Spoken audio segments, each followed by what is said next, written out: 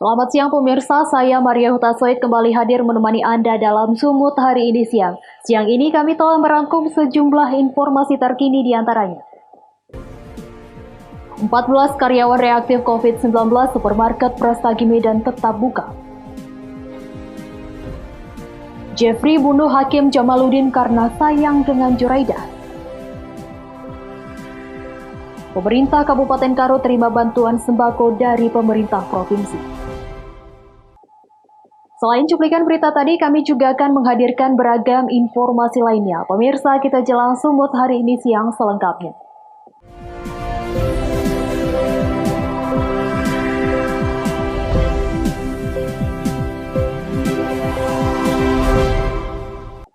Pemirsa, 14 dari seratusan karyawan Brastagi Supermarket yang menjalani rapid test dinyatakan reaktif COVID-19. Begitupun hingga kini pihak pengelola menolak untuk menutup atau menghentikan sementara operasional supermarket karena belum ada instruksi.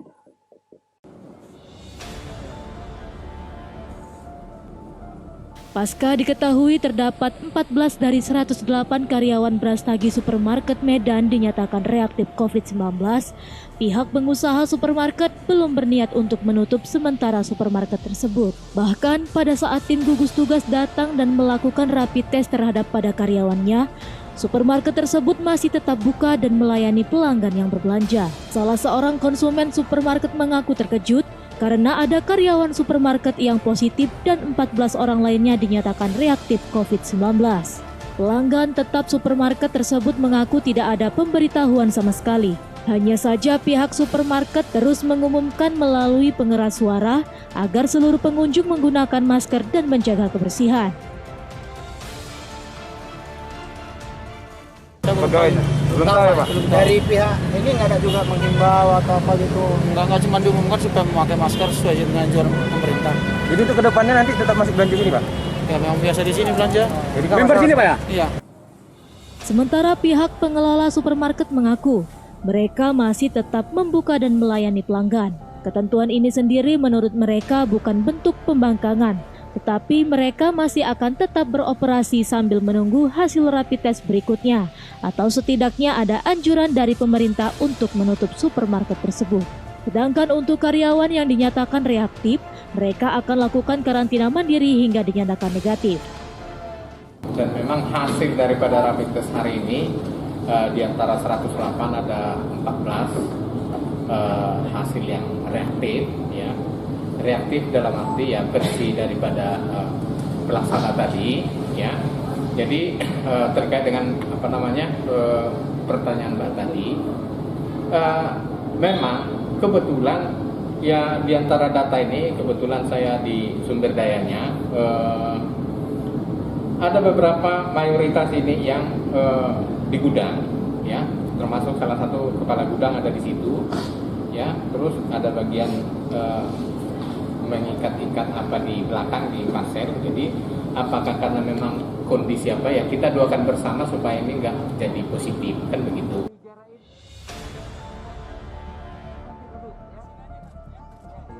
Sebelumnya, seratusan karyawan supermarket tersebut menjalani rapid test. Menyusul satu karyawan di sana dinyatakan positif COVID-19. 14 orang dinyatakan reaktif dan akan melakukan pemeriksaan swab.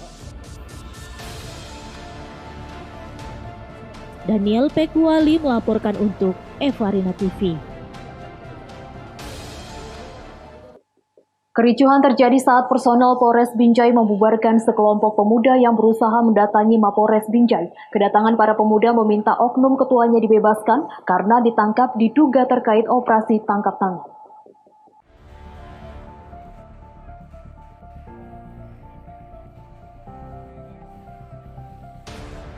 Kericuhan terjadi di depan Mapolres Binjai di Jalan Sultan Hasanuddin, Kelurahan Kartini, Kecamatan Binjai Kota, Kota Binjai, Sumatera Utara, Selasa malam.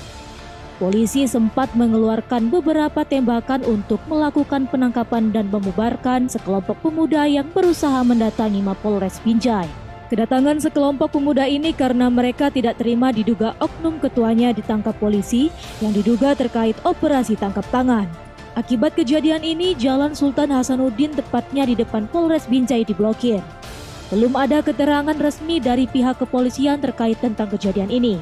Hingga kini personil Polres Binjai dibantu TNI masih terus berjaga di depan Mapolres Binjai. Wahyu Pratama melaporkan untuk Eva Rina TV. Badan Narkotika Nasional Pematang Siantar Sumatera Utara meringkus pengedar sekaligus pemakai narkoba di lokasi berbeda. Satu di antaranya merupakan seorang oknum polisi. Para pelaku diamankan setelah personel Badan Narkotika Nasional Pematang Siantar menyaru sebagai pembeli.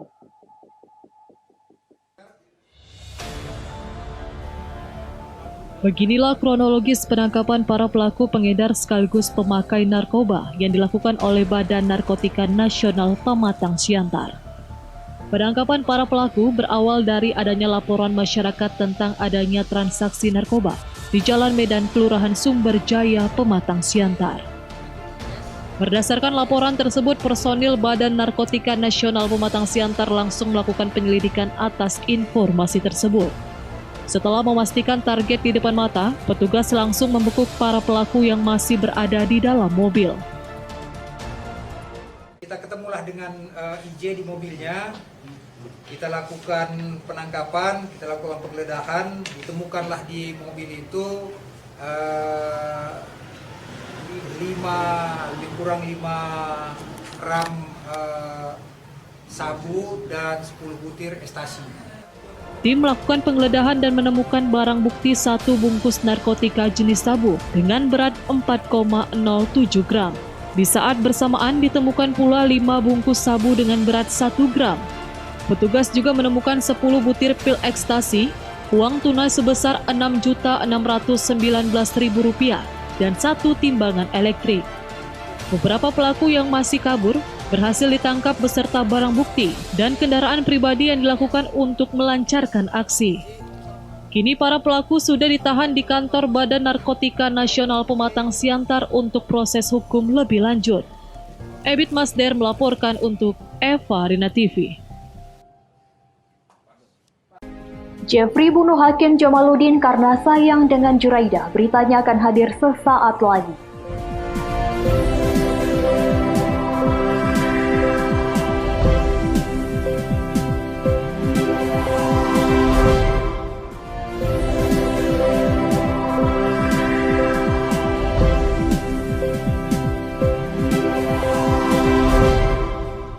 Terima kasih masih bersama kami.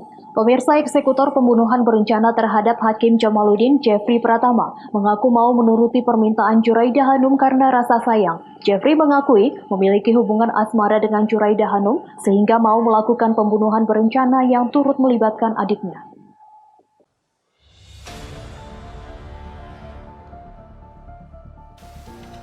Ketiga terdakwa pembunuhan Hakim Pengadilan Negeri Medan almarhum Jamaluddin hadir di ruang persidangan dengan menggunakan baju hazmat, masker, dan pelindung wajah sebagai salah satu pencegahan penularan COVID-19. Ketiganya dihadirkan ke ruang persidangan untuk menjalani persidangan dengan agenda pemeriksaan terdakwa dan sebagai saksi mahkota. Terdakwa Reza Pahlevi dan Zuraidah Hanum menjadi saksi mahkota untuk terdakwa Jeffrey Pratama. Reza Pahlevi yang merupakan adik dari terdakwa Jeffrey Pratama mengaku mau terlibat pembunuhan almarhum Jamaluddin karena diajak abangnya dan juga karena janji Juraidah yang akan menikahi abangnya. Selain itu, Juraidah juga berjanji akan membayar Jeffrey dengan uang 100 juta dan membiayai umroh. Menjadi saksi mahkota kedua, Juraidah Hanum yang merupakan istri almarhum dan juga sebagai otak pelaku mengaku membunuh suaminya karena sakit hati diselingkuhi dan dikasari oleh almarhum. Juraidah juga mengaku almarhum pernah mau memperkosa anak kandungnya. Mendengarkan pengakuan Juraidah, Hakim menyatakan kekesalan dan rasa sakit yang dialami Juraidah tidak setimpal dengan sengaja menghilangkan nyawa orang. Menjalani pemeriksaan sebagai terdakwa, Jeffrey Pratama mengaku semua yang dilakukannya sebagai eksekutor merupakan perintah dari Juraidah Hanum. Jeffrey merasa iba kepada Juraidah setelah mendengar cerita Juraidah tentang almarhum dan mau melakukan pembunuhan berencana karena rasa sayangnya kepada Juraidah Hanum. Jaksa Penuntut Umum Parada Situmorang mengatakan keterangan saksi mahkota dan terdakwa memenuhi semua unsur dakwaan. Parada juga menyebut adanya hubungan intim antara Juraidah dan Jeffrey menjadi faktor utama alasan melakukan pembunuhan berencana ini secara bersama-sama.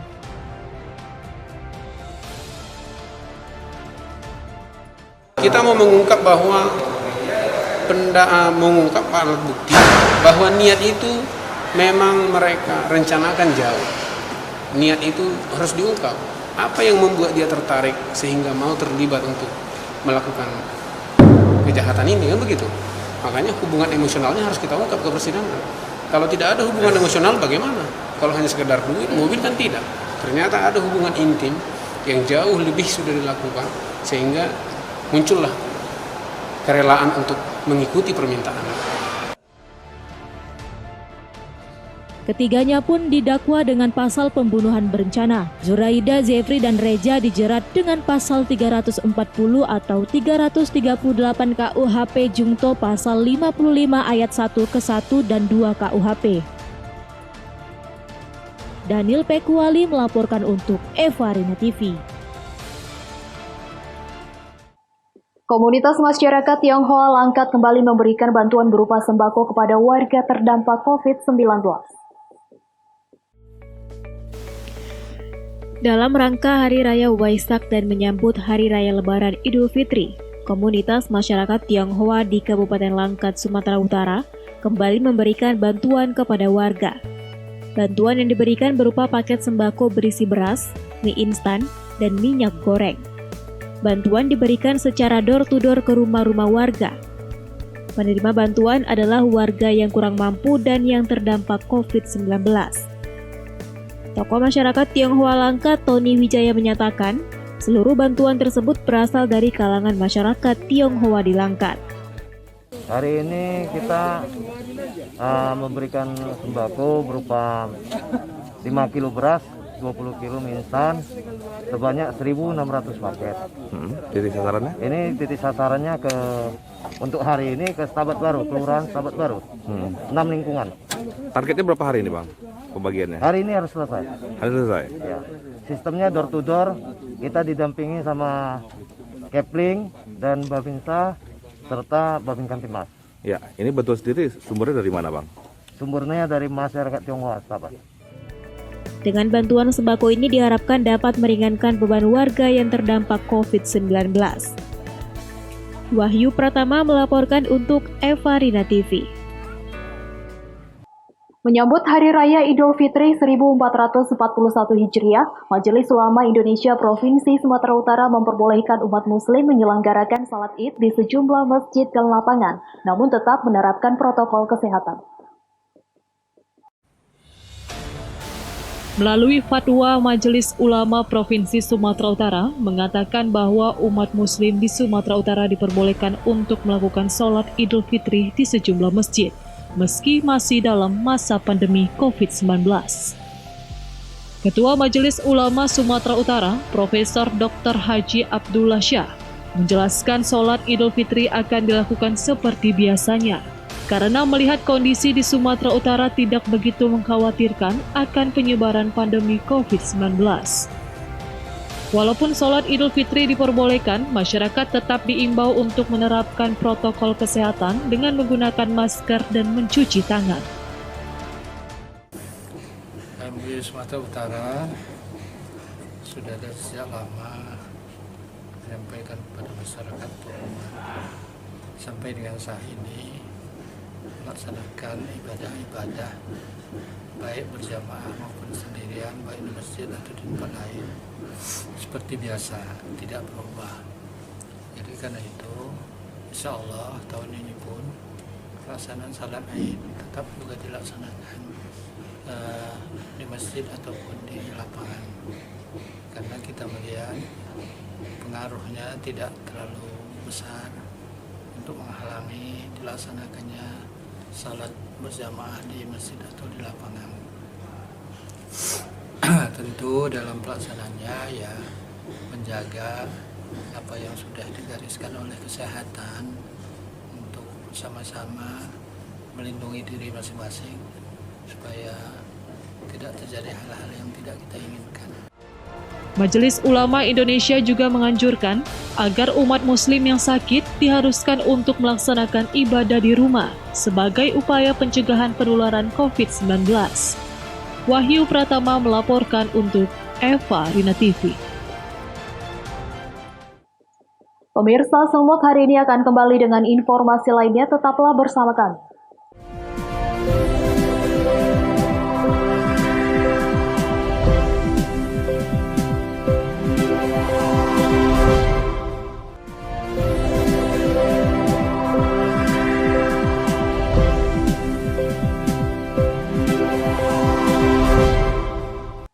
Terima kasih masih bersama kami. Pemirsa, pemerintah Kabupaten Karo menerima bantuan paket sembako dari pemerintah Provinsi Sumatera Utara untuk dibagikan kepada masyarakat yang terdampak COVID-19. Sebelum disalurkan kepada masyarakat, paket sembako terlebih dahulu diperiksa untuk memastikan jumlah dan berat sesuai dengan isinya.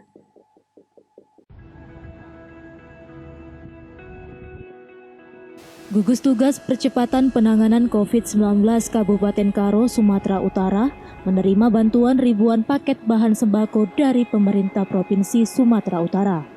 Paket sembako yang terdiri dari beras, minyak, gula, dan mie instan ini pun merupakan bantuan jaring pengaman sosial untuk disalurkan kepada masyarakat yang terdampak COVID-19. Menurut Kepala Biro Perekonomian Sekretaris Daerah Provinsi Sumatera Utara, berdasarkan data terpadu kesejahteraan sosial untuk Kabupaten Karo, mendapat alokasi bantuan sebanyak 42.699 kepala keluarga. Untuk tahap pertama, penyaluran sebanyak 3.020 paket sembako akan diserahkan ke Kecamatan Barus Jahe dan sisanya akan menyusul pada tahap selanjutnya. Untuk Kabupaten Karo yaitu 42.699 paket yang terdiri dari satu paket 10 kg beras, 2 liter minyak goreng, 2 kilo gula putih, dan 20 bungkus mie instan. Ini nanti mungkin kita buat bertahap ya, karena juga dalam ini kan Sumatera Utara ya Dik ya, mungkin dalam proses pembungkusan, pemaketan. Nah, pada tahap pertama ini itu nanti ada 3.020 paket. Sebelum didistribusikan kepada masyarakat, paket bahan sembako yang diterima terlebih dahulu diperiksa dan dicek. Untuk mengetahui isi maupun jumlah dan berat yang berada dalam paket, guna memastikan keseluruhannya sesuai dengan jumlah nominal sebesar Rp225.000. Pengecekan ini pun dilakukan dengan menggunakan timbangan digital dan diketahui seluruh unsur Forkopimda serta OPD Kabupaten Karo. Dari pemerintah Kabupaten Karo ucapkan terima kasih sekali kepada Bapak Gubernur Bapak Edi Rahmayadi selaku Gubernur Sumatera Utara, di mana pada hari ini hari Rabu telah keserangan hingga bantuan kepada masyarakat jaringan pengaman sosial untuk masyarakat Tanah Karo. Adapun pada hari ini untuk 3 truk untuk satu kecamatan, barangkali besok lusa menyusul berapa truk lagi untuk kecamatan-kecamatan lain. Oleh karena itu, mudah-mudahan ini tepat sasaran, tepat guna, efisien, dapat langsung diterima oleh masyarakat, bisa dimanfaatkan untuk persiapan menjelang Hari Raya ini. Usai dilakukan penerimaan secara simbolis, ribuan paket langsung disalurkan kepada masyarakat yang berada di Kecamatan Barus Jahe melalui perangkat desa. Chandra Bukit melaporkan untuk Evarina TV. Pemirsa, sempat mengalami keterlambatan 12.137 paket sembako dari pemerintah Provinsi Sumatera Utara akhirnya didistribusikan kepada warga terdampak COVID-19 di Kota Tebing Tinggi. Ribuan paket bantuan sosial bahan pangan baru tiba di Gedung Balai Kartini, Kota Tebing Tinggi. Paket bantuan bahan pangan dari pemerintah Provinsi Sumatera Utara tersebut mengalami keterlambatan. Wali Kota Tebing Tinggi Umar Zunaidi Hasibuan mengaku kecewa terhadap pihak pemasok atas keterlambatan pengiriman tersebut. Selain keterlambatan, jumlah paket bantuan sosial bahan pangan juga masih kurang. Akibat kekurangan tersebut, mengakibatkan penyaluran bantuan kepada warga yang terdampak COVID-19 juga dipastikan akan terlambat. Kota Tebing Tinggi sendiri mendapat kuota bantuan sosial bahan pangan dari pemerintah Provinsi Sumatera Utara sebanyak 12.137 paket. Bantuan tersebut terdiri dari 10 kg beras, 2 kg gula pasir, 2 liter minyak goreng, dan 20 bungkus mie instan dengan nilai Rp225.000 per paketnya. Hari ini saja pun kita kecewa karena dijanjikan dari hari Jumat, baru hari Selasa ini barang ini masuk dan tidak lengkap. Itu perlu penjelasan. Tapi KTP tadi beda. Jadi Pak, ini kalau dari pemerintah kota sendiri Pak, sanggup nggak ini nanti Pak mendistribusikannya sebelum Idul Fitri Pak? Kita upayakan semaksimal kita bisa, tapi kita mengharapkan 5 hari ini baru bisa selesai semua didistribusikan. Pak, maaf Pak, andai kata ini yang terjadi pada terlambatan ini, tentu kan ada social distancing. Apa ini nggak merupakan sebuah paket? Ini kita kirim, ini makanya untuk menghilangkan social distancing tadi, barang ini dikirim ke kelurahan dan dari kelurahan diantar kepada masyarakat Marame. Jadi itu makanya kita butuh 5 hari. Bukan disuruh panggil orang kumpul rame-rame, tidak seperti itu. Ini diantarkan, Bu. Ini kita antarkan langsung kepada masyarakat. Rencananya pembagian paket bantuan sosial bahan pangan tersebut akan disalurkan ke rumah-rumah untuk mengantisipasi terjadinya kerumunan massa. Alex Garingging melaporkan untuk Eva Rina TV. Pemirsa, informasi tadi sekaligus mengakhiri pertemuan kita dalam Sumut hari ini siang. Saya Maria Hutasoid mewakili kerabat kerja yang bertugas pamit undur diri dari hadapan Anda. Terima kasih atas kebersamaannya dan sampai jumpa.